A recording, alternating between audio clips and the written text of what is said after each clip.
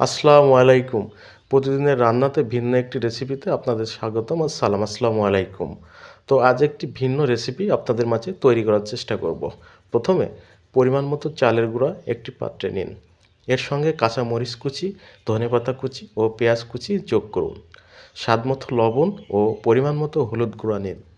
এরপর প্রয়োজন অনুযায়ী পানি দিয়ে সব উপকরণ ভালোভাবে মিশিয়ে একটি মিশ্রণ ব্যাটার তৈরি করুন। এবার একটি কড়াইয়ে পর্যাপ্ত তেল দিয়ে ভালোভাবে গরম করুন।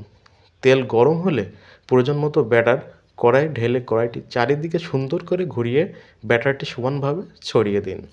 কিছুক্ষণ পর চাপড়িটি উল্টে দিন এবং দুই পিঠ ভালোভাবে ভাজা হয়ে সোনালি রং ধারণ করলে তুলে নিন। এবার সবাই গরম গরম পরিবেশন করুন।